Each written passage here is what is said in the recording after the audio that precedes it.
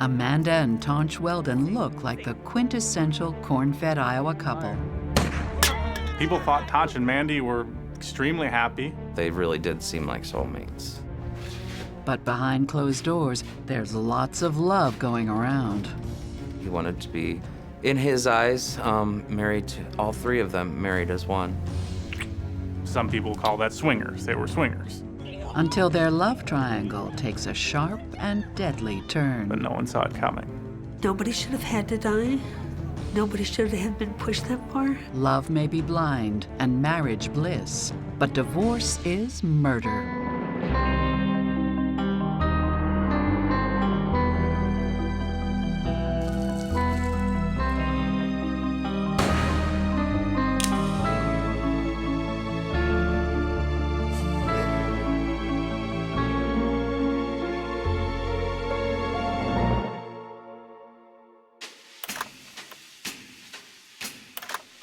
Marengo is a tight-knit farming village on the shores of the Iowa River.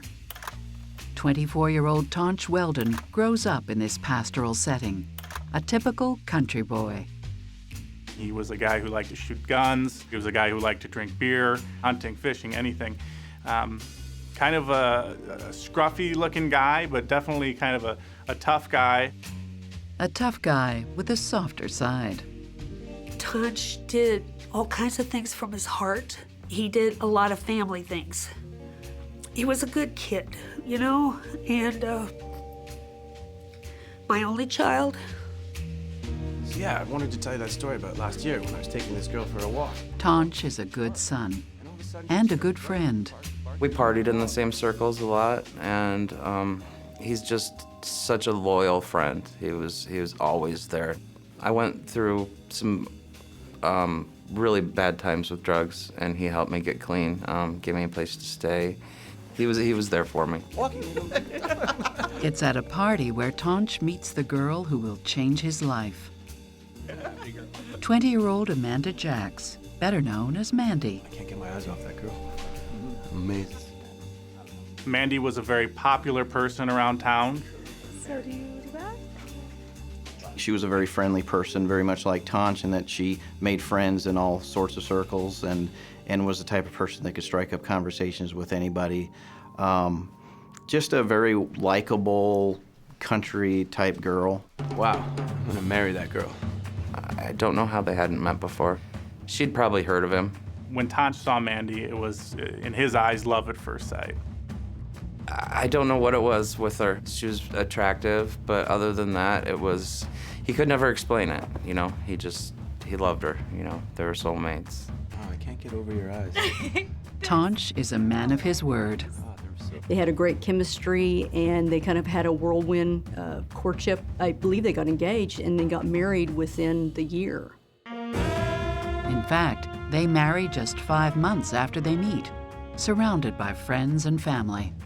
They got married in a Legion Hall. There was a lot of laughing and a lot of cutting up, but I think I cried through the whole wedding because I had never seen so much compassion in my son. It just radiated from him. We thought Mandy was an awesome person. They were just perfect. Just the aura around them. It was just, you could tell that it was love. Psychotherapist Stacy Kaiser and forensic psychologist Brian Russell worry about a young couple who have jumped headfirst into adulthood. I think that Tonch and Mandy got married way too soon, way too young. I think that Tonch and Mandy seem happy, but one of the things that a lot of young people don't realize is that marriage isn't just about being happy. They met at a time when they didn't really know who they were or what they wanted. They don't really have personalities that are settled, that are familial, and so it's hard to know what the future will bring. As a couple, Mandy and Tonch both love to hunt and fish. Tonch even buys Mandy her own 20-gauge shotgun. Guns were important to this family. They had a lot of guns in the house, and a shotgun that was given as a gift for Christmas was an important token kind of their love of each other. When they move into a farmhouse deep in the country, they fill the barn with kegs and the house with friends. I would describe it no other way as kind of off the beaten path. There was a lot of area to get out and like shoot a gun. That was something that they could do in their backyard. Watch this one. Watch this one. You can do it. They would have gatherings, get-togethers, you know, so doing some shooting or fishing and stuff like that. Drinking. Very social. You know, they were a package deal. You know, they were just like each other. They were the life of the party. Alcohol was consumed in the Weldon home fairly regularly. I think that Tonch probably drank between a 6-pack and a 12-pack of beer probably every day. It doesn't take long to throw kids into the mix.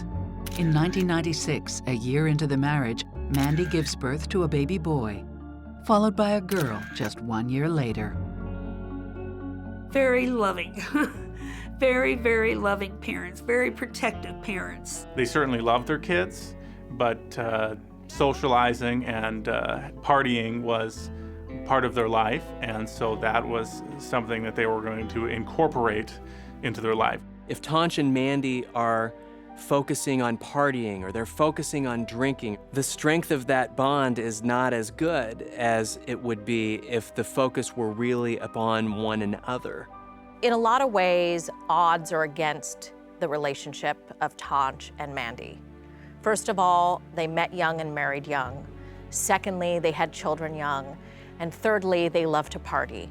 And so that combination often doesn't bode well for a relationship. Somehow, between friends and work and family, they seem to manage. But that doesn't mean it's easy. Tonch worked in a local printing factory, worked very long hours, usually 12-hour shifts was typical. And Mandy usually worked some part-time jobs, doing a lot of like clerking and that sort of thing. I think Tonch and Mandy were typical rural parents in that they both worked, both kept jobs, but still managed to care for kids. And I think in the rural community, our families are close, our friends are close. There's never a time where you're not going to have somebody who's going to be around to watch after the kids. Clearly to the outside world, they were a very happy couple. A beer, please? Then, just 3 years into the marriage, Tonch is starting to get bored with the routine. No one saw it coming. One winter night, at a local bar, he finds someone who's willing to help. Hi there. I'm Tonch. I'm Anna. At some point, Tonch approached a young woman, 19 years old, and said, would you be willing to try an experiment with us? You'd be perfect for the mix of, you know, me and her together. He wanted his wife, plus he wanted, some extra excitement. Only then does Tonch reveal his open marriage fantasy to Mandy and tells her about his idea. They did talk about it, about the open marriage, and she agreed to it because she wanted to keep him happy and she was in love with him. But it's not something that she, wanted necessarily. Tonch seemed to be unhappy. Amanda said that she knew that he was unhappy and he was just looking for some excitement, I guess, to add to the marriage. He did not want anything to come between them, Mandy and his kids. Soon, it won't be something that comes between the couple, but someone. It was never, ever to be one-on-one. Don't touch me! Tonch and Mandy Weldon seem like the perfect couple. But in early 2000, just 3 years after tying the knot, Tonch asks Mandy if they can spice up their otherwise pedestrian marriage with a ménage à trois. Would you, for me? For you. Mandy agrees to the proposition on one condition. They weren't allowed to be with the other person, that third party, unless it was known and basically approved by the other. It was never, ever to be one-on-one and not, Tonch off with one girl and Mandy home alone. They saw it as not cheating that way. Just days later, Tonch brings Anna into the couple's marital bed for the first time. I think she was somewhat of a free spirit. She was a good friend of, I guess, of Tonch's, and I think she was 19 at the time, so she was pretty young. And she just had always liked him, and he asked her to do this, and she agreed to it. She was definitely like a modern-day hippie. Super friendly, super nice. She was open, you know, just pretty much open to whatever made her happy. Despite Mandy's initial reluctance, she enjoys the experience. She was willing to try it, and obviously she liked it, because this went on for quite some time. The feeling goes 3 ways. And over the next 10 months, Anna spends nearly every single night in the couple's bed. As far as I know, she was in every aspect of their life, you know. She was a third partner. They got along so well. She fit in. She was like one of the group, you know. It didn't seem odd or out of place, honestly. There's a lot of happy times. The rules of their open marriage remain in place. Tonch and Amanda never sleep with the young woman alone. And the 3-way relationship actually works.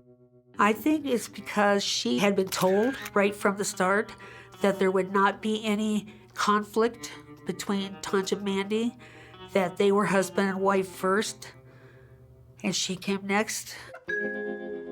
After a year, Anna is ready to strike out on her own. She just said that she spiritually went beyond that and wanted to leave the relationship and go on with her life in another direction.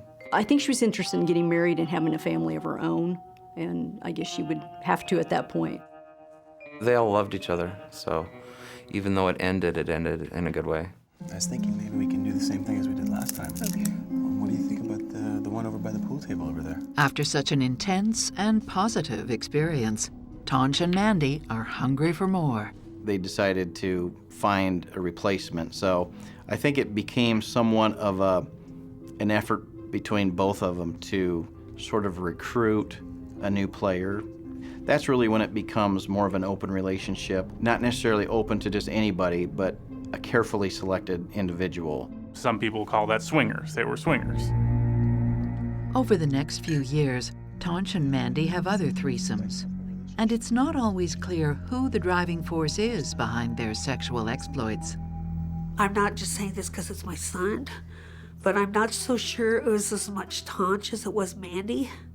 I think Tonch went along with it. I mean, not that he didn't like it, but he went along with it to keep his wife happy. Is she interested? Amanda didn't seem like she wanted the open relationship. She was willing to go along with it because she said that, you know, she loved Tonch and she thought he was, you know, needing that excitement.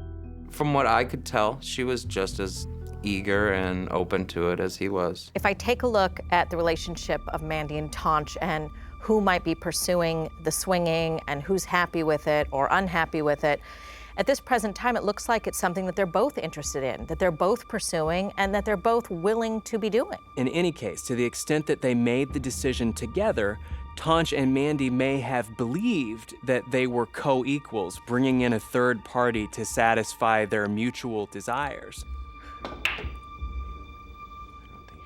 This secret swinging lifestyle seems to suit Tonch and Mandy well.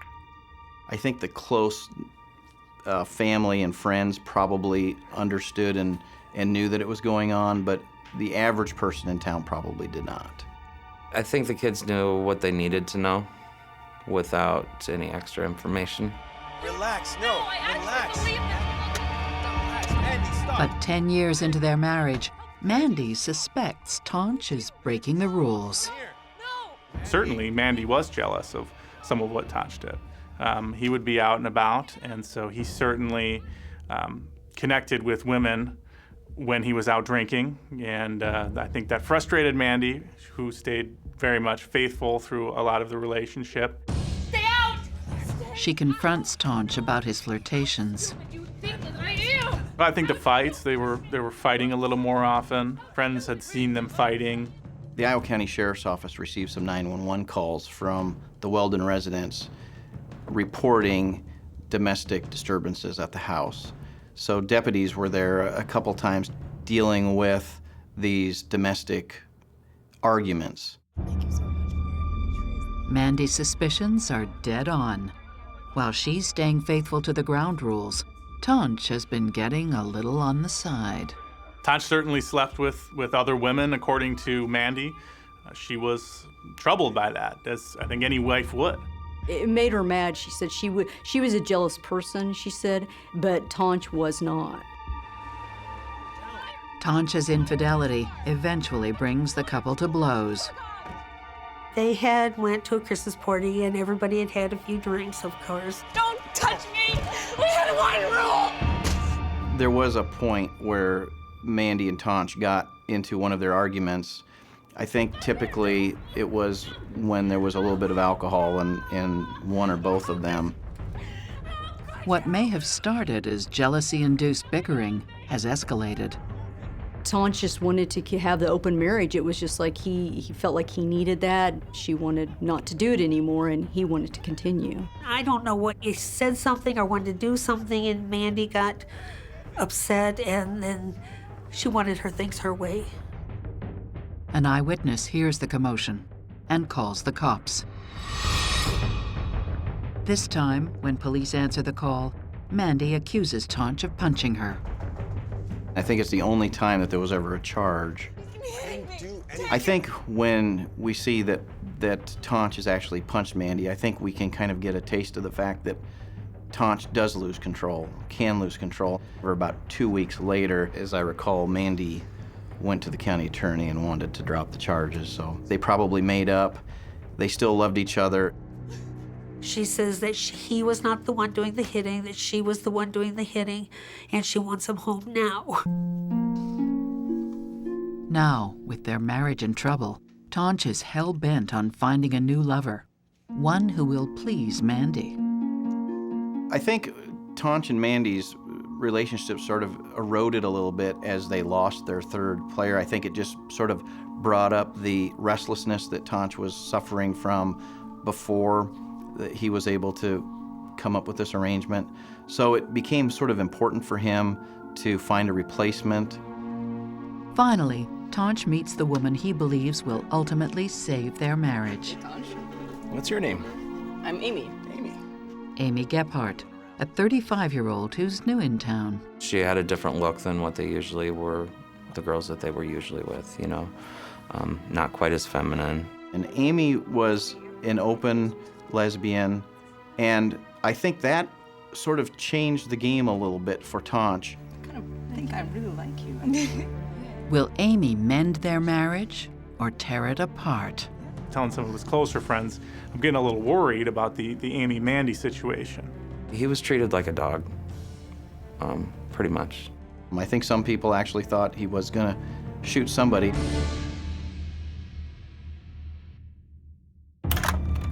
Tonch and Mandy Weldon like to share their marital bed with a third person, with unpredictable results. By 2009, Tonch has not been playing by the rules, and Mandy gets jealous. But they hope that taking a new lover, Amy Gart, will bring some harmony back into the household. And the chemistry between Amy and Mandy is palpable. They really hit it off, and it seemed to be like they were, instantly attracted to each other. With the romance rekindled, Tonch has a special gift for Mandy's 33rd birthday. I have something to show you.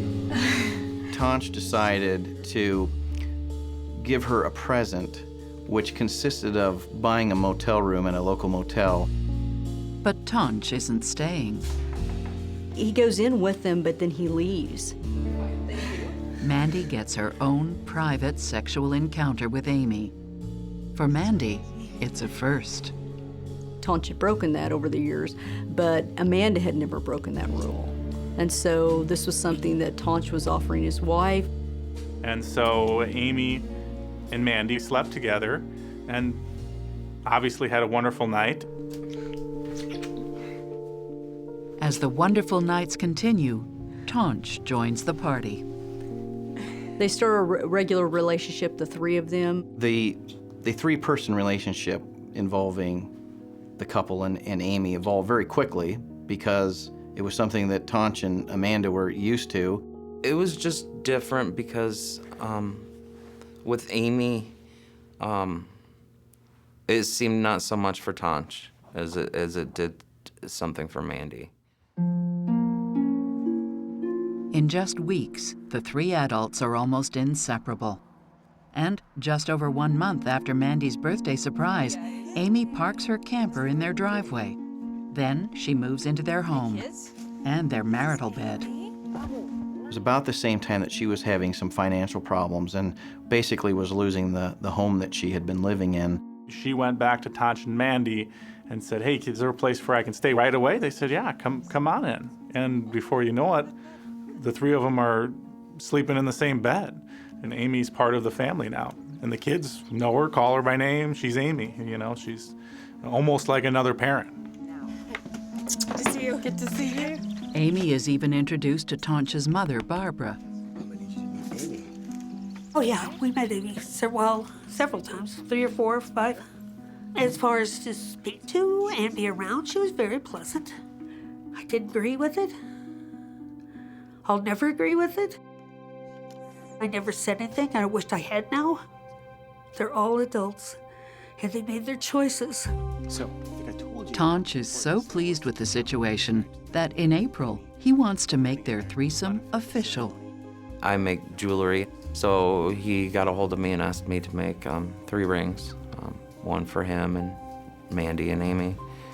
Amy and Amanda don't know about it. He hasn't told them about it. Tonch wanted to have a ceremony, you know, friends, family, people over to see that this was a serious thing. In his eyes, if this ceremony were to go off without a hitch, they would all be hitched. Obviously, it wouldn't be a lawful marriage, but he wanted to be, in his eyes, married to all 3 of them, married as one. You know, it would have been a symbolic marriage. There's absolutely no way that Mandy, Tonch, and Amy are all equal partners in this relationship. First of all, Mandy and Tonch are married, and Amy is not a part of that. Secondly, they have children together, and Amy is not a part of that. And it's clear that none of them are really thinking in a cool, calm, collected way about what is best for everyone, including the children, especially the children. Well, it's such a pleasure. While Tonch claims his goal is to mark a deepening commitment to both women, friends think he's actually worried about losing one of them. We're gonna have a very nice. Amy is a lesbian. She was an out lesbian. And so certainly over time, she was going to start pulling Mandy away from Tonch. I think it was just inevitable. Later that month, it happens. The 2 women sleep together for the first time when Tonch isn't home.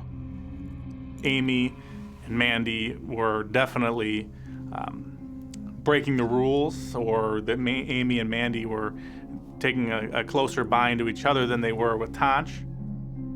Tonch doesn't know about these encounters yet, but he notices a shift in the couple's dynamic. There's definitely a power shift between Mandy and Amy and Tonch, simply because Amy and Amanda are finding it easier to be with each other.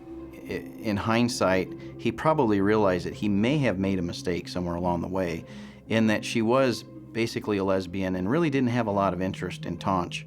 I think Amy tried to convince Mandy to love her and love her only. Amanda didn't say exactly what happened. She just said that they were able to spend more time together and they just fell in love. It wasn't like they set out to do that. She didn't mean for it to happen necessarily, but she had fallen in love with her.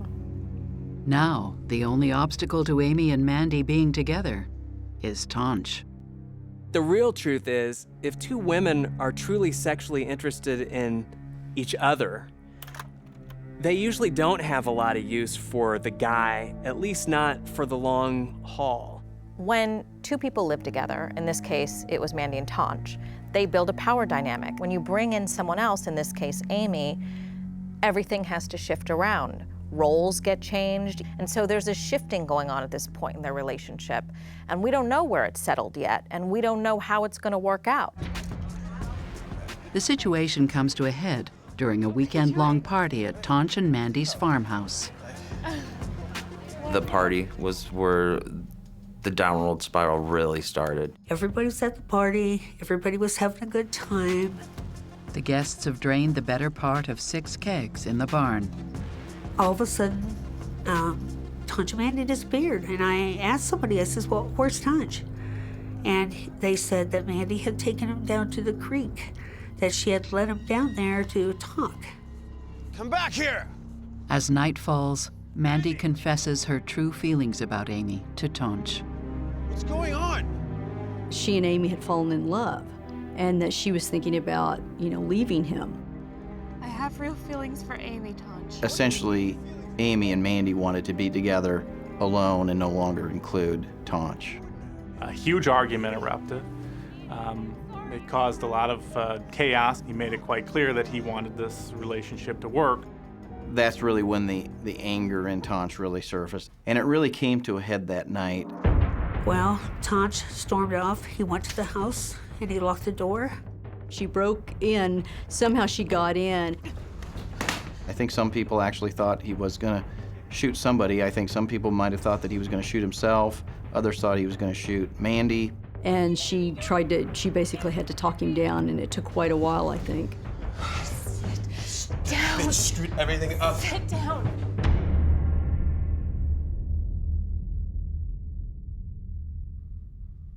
Passions simmer down by dawn, when everyone sobers up. When the sun came up, it was like nothing happened. After the party, things returned to normal. Tonch, Mandy, and Amy are, a 3-way couple again, and life is normal. Tonch seems to continue his relationship with Amy and Amanda. He doesn't treat Amy any differently. But beneath the thin veneer of normality, something has changed. Tonch tells friends and family that the girls are turning against him.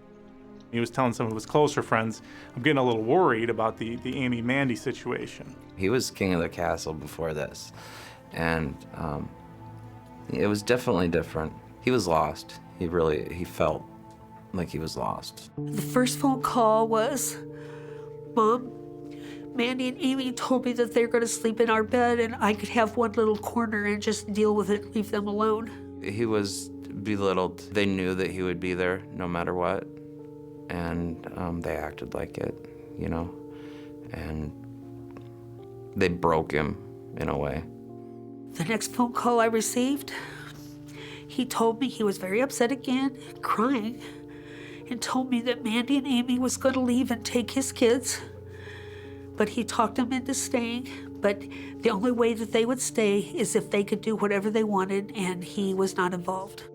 I think it's the ultimate irony where Tonch thought that he could have his cake and eat it too, have 2 women to have sex with, to live under his roof with them and with his kids, and it would all go fine. And then it ended up that he was the one that got isolated. The foundation of this very relationship was a recipe for disaster. Tonch becomes increasingly desperate. The next phone call I got, he said, Mom, I got a plan. I says, what's your plan, Tonch? I'm gonna ask Amy not to sleep with Mandy for a month and To see if Amy really does love her or not. The next phone call from the house is not to Tonch's mother. It's to the police. Oh my God! 1040 Avenue, there's been a double shooting! The 911 call was terrifying, screaming. It was hair-raising.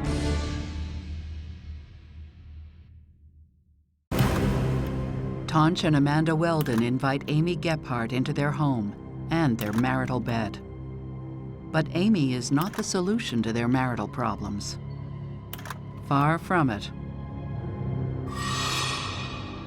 On a June afternoon, a frantic woman phones Iowa County's dispatch service to say there's a shooting in progress. 911, what's the location of your emergency? Oh my God! 1040 Avenue, there's been a double shooting! Ma'am, I need you to calm down. What is the address? It's a female just screaming for somebody to get here right away. The 911 call was terrifying, screaming. It was hair-raising. It was very difficult for the dispatcher to really figure out what really had happened. When deputies pull up to the property just before 5 p.m., they face a grisly scene. It was my first homicide that I ever dealt with personally. It was certainly the first time for my responding officers as well. Tonch is lying in a pool of blood just inside the doorway. Most of his jaw is missing. I saw Tonch laying on the floor in what appeared to be suffering from a very severe injury to his face. In the next room, a female with a single gunshot to the chest lies motionless. It's Amy Gart. She was actually sort of just laying back on the sofa, but in a sitting position, but sort of slumped, but her head back. Almost if somebody was sitting back and just fell asleep. Tonch is still breathing, but police and paramedics aren't certain he'll make it.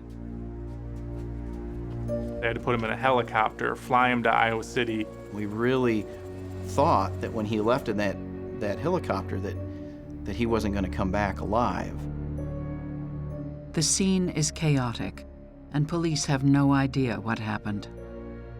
At that point, the possibility is anybody who's in the room who's still alive could have shot the weapon. What is clear is that it's too late for Amy Gart. She's declared dead on the scene from a bullet straight through the heart. And then he got the gun, and then he went. Of the three adults, Mandy, who made the 911 call, is the only one who escapes unscathed. Mandy was just almost uncontrollable in fright and anguish. You name it, it was all coming out of her. She's screaming, she's crying, she's yelling, very upset, full of blood. It could have been Mandy, it could have been Tonch, it could have been a person that was no longer there. I really didn't know. I just knew that we had a homicide. Mandy is brought in for questioning. Mandy is a suspect right from the beginning just because she has to be. She's alive. One person is dead. She was there. They had one person killed, one person seriously injured, and then whatever version she was going to tell. He rushed into the house. Mandy claims it all started with a jealous rage. I was able to finally understand from her that Tonch shot Amy and then turned the gun on himself and actually shot himself in the face with the shotgun, but didn't kill himself, and actually racked another round in and shot again, and basically shot in the same place and still hadn't killed himself. But when police search the scene, they note the 20-gauge shotgun is registered to Mandy, not Tonch. And there are 2 sets of fingerprints on the gun. Investigators know that Tonch is a gifted marksman, so how could he possibly mess up his own suicide? In my mind, there's no way that Tonch was tried to kill himself. He's carried a gun since he could walk, and if he wanted to shoot himself, he would have done it right the first time. Obviously, if he didn't do it, someone else must have. There's only one person left to corroborate or dispute Mandy's version of events: Tonch, if he makes it through the night. A situation between 3 people who supposedly loved and cared about each other would escalate because of jealousy. Jealousy is a powerful emotion. It makes people angry and it makes them afraid. And when somebody is angry and afraid, they oftentimes do things that are volatile and destructive. I think that Tonch and Mandy and Amy ended up at this point because they totally overestimated their ability to keep a triad relationship balanced. Hours go by, and Tonch makes it through surgery. His jaw needs to be reconstructed, but he's going to survive. We did not leave until we know he was going to make it. He had blown all of his jaw off except for about this much on the side. I can't even put it into words. I hope nobody in this whole world ever has to go through that. Nobody. When Tonch regained consciousness at the hospital, one of my investigators was there, and he begins to write notes. He couldn't speak or anything, and so he did a lot of writing on paper. Unfortunately, what he writes is ambiguous. First thing he wrote on a piece of paper, when he was able to steady himself and write, he wrote Mandy's gun. All it said was Mandy's gun. It did not say who used it, or anything. And then he wrote, Mandy can rot in hell. And I didn't know how to take that either. When investigators ask him who shot Amy, he asks for an attorney. He never admitted to anything. It's a classic case of he said, she said. And before the real events of that night become clear, shocking details will come to light. I don't think either one of them knew what was coming at all. Tonch sees this. Now it's no longer a story, it's real.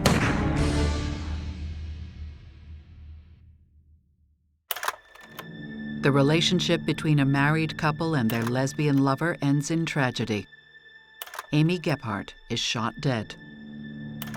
Tonch Weldon is on life support with his jaw blown off, which his wife Mandy claims is a result of a botched murder-suicide. When we processed the scene, we found that there were 3 rounds of shotgun fired. One of the shells was used to shoot Amy. The other 2 were directed towards Tonch. We found the holes in the ceiling where those stray shots that had hit him in the face had gone up through the 2-story house into the ceiling. While the murder weapon belongs to Mandy, there are 2 sets of fingerprints on the gun, Tonch's and Mandy's. So who fired the fatal shot that killed Amy? And who shot Tonch? It was determined that the fingerprints that were left there by Tonch were left there in the same fashion that you would expect them to be left by a person who was holding and controlling and firing the weapon. Mandy's fingerprints tell a different story. The fingerprints that were left there by Mandy were in the wrong direction. She was actually pulling the gun away from Tonch, trying to stop him from firing the weapon again, and it was completely consistent with the story that she had given us. Tonch is charged with Amy's murder as police piece together the events of June 7th, 2009. Tonch had some friends over, got off work around noon, and went down to shoot some guns with his buddies. They were drinking beer. There were empty kegs in the nearby barn. Amy and Amanda came back. They had been out of town seeing some family.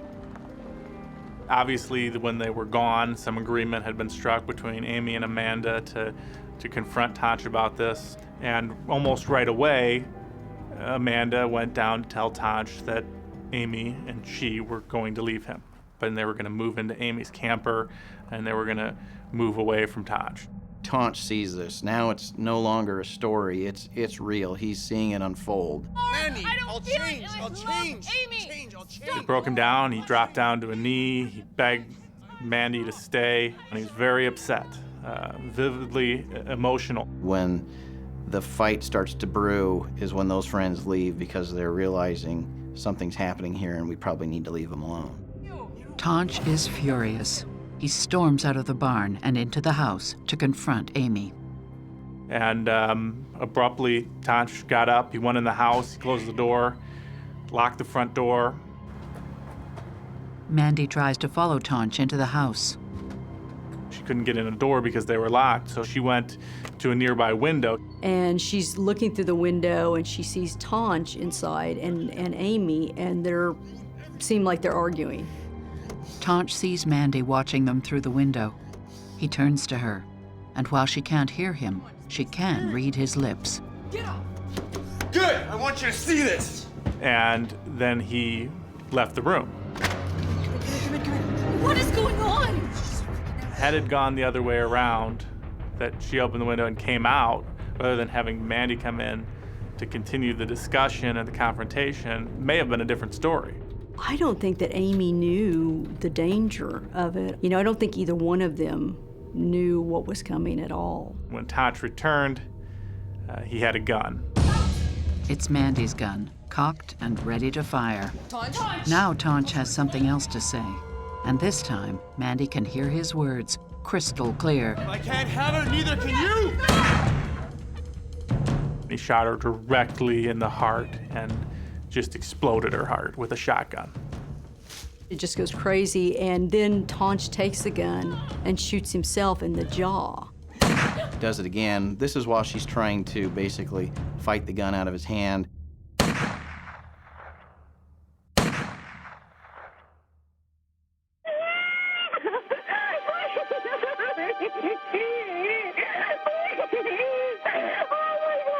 The greatest tragedy is that Mandy's not the only witness. The oldest child did witness the murder, basically. He immediately knew that his daddy had shot Amy, and he knew that daddy shot himself too. 4 weeks later, Tonch Weldon, now 39, stands trial for the first-degree murder of Amy Gephardt. The defense never tried to say that it didn't happen, never ever tried to say that Tonch didn't do it. Their defense basically was that Tonch was too intoxicated to form premeditation, to understand what he was doing and to control himself. He hadn't planned it, he didn't mean to, it just happened. The prosecution argues that his heavy alcohol consumption means his tolerance is extremely high. The fact that he drank excessively every day of his life would indicate that drinking that day was really no different. Tonch didn't choose Amy's murder weapon at random. And he could have grabbed a 12 gauge, a 20 gauge, a 410. But I think the fact that he was using Mandy's gun really told us that he's actually thinking about this. And the fact that he would use that gun that he gave her and kill Amy was very powerful. Tonch and Mandy, from the very beginning, lived a partying lifestyle. And then something serious happens, like Amy and Mandy going off together. Boom, it's like a giant smack in the face of reality that Tonch never wanted to see. I think they continually found extraneous things like partying and alcohol and third-party sexual participants to focus their energy on instead of each other. And it worked for a while, but that never is going to last in the long term. The trial grips the tiny community, who only now find out what really happened that day.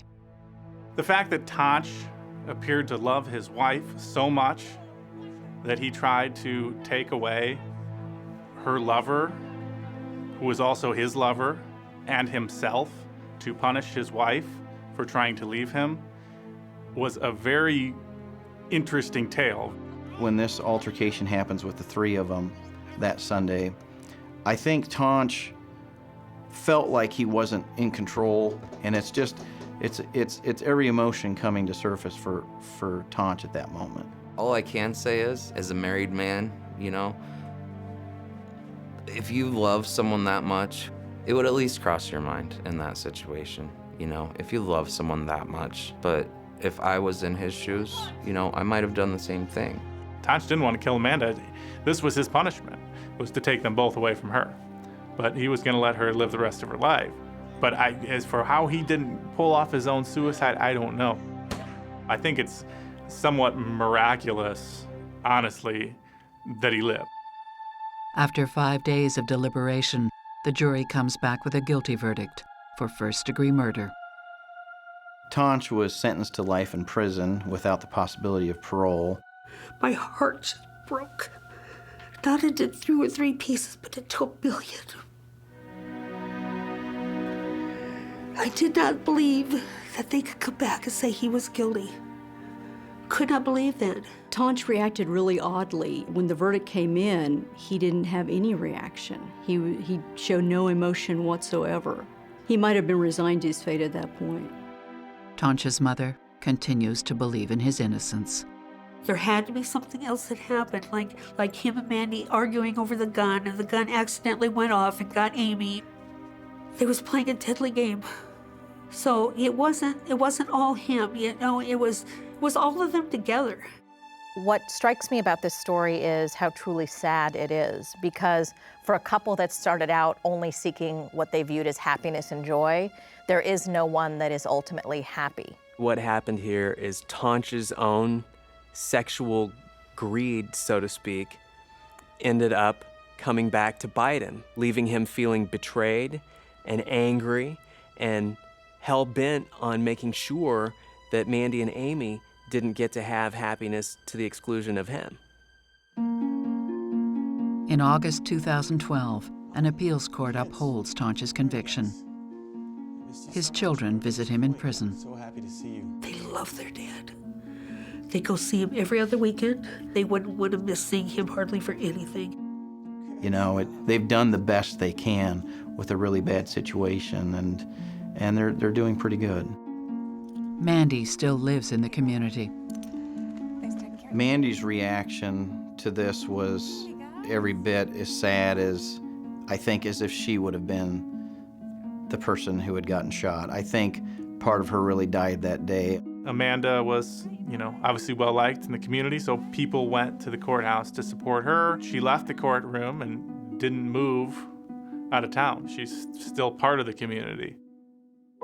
Amy Gephardt is deeply mourned by her family.